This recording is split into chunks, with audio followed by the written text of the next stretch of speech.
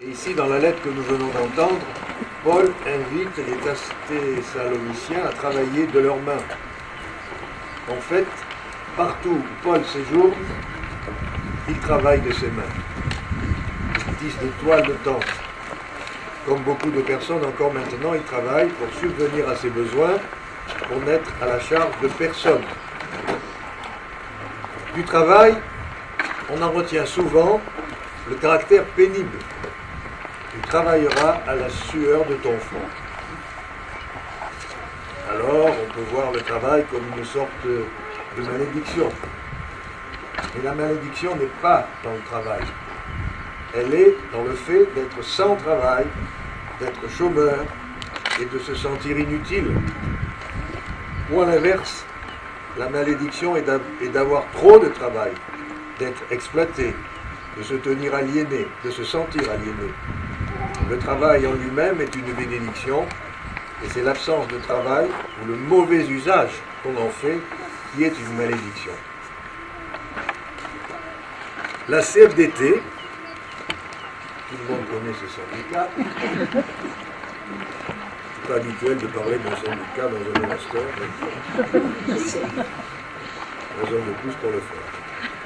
Donc la CFDT vient de publier ce jeudi la plus grande enquête jamais réalisée en France sur le travail.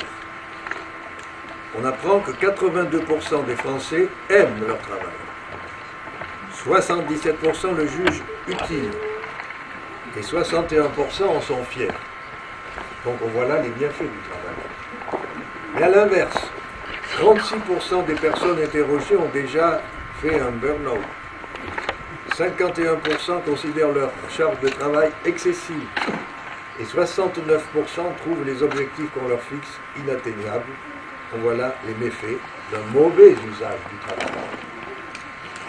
Alors, comment travailler pour que le travail soit une bénédiction pour nous-mêmes et pour celles et ceux avec qui nous vivons?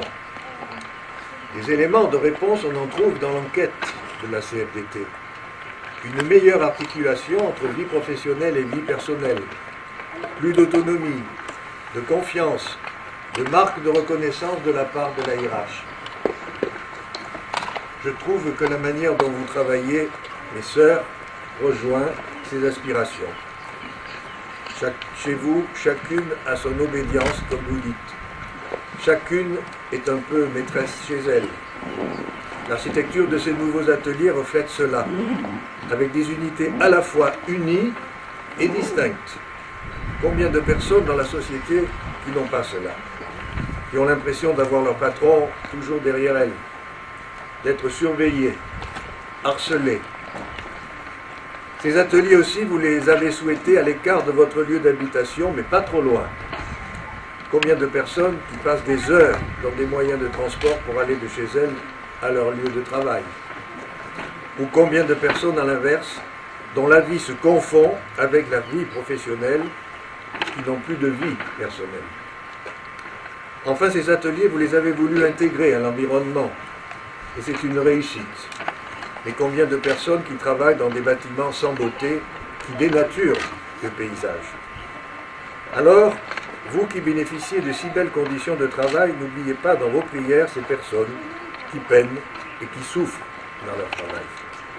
Enfin, je voudrais terminer par les enjeux environnementaux du travail qui apparaissent peu dans l'enquête de la CFDT, mais qui ont été mises en avant par le pape dans Laudato Si. À mon avis, vous êtes des prophètes ou des prophétesses en ce domaine. Vous rejoignez cette préoccupation de nos contemporains qui est la préservation de notre planète. En commentant le commandement de Dieu de cultiver et de garder le jardin d'Éden, le pape François dit que chaque communauté peut prélever de la bonté de la terre ce qui lui est nécessaire pour survivre, mais qu'elle a aussi le devoir de la sauvegarder et de garantir la continuité de sa fertilité pour les générations futures.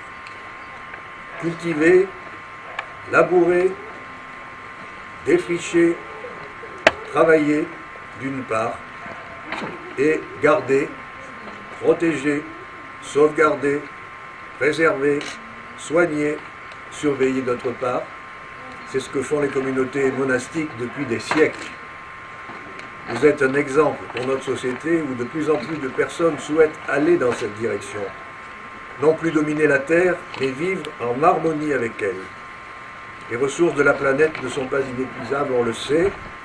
On voudrait bien changer de comportement et vous nous montrer que c'est possible.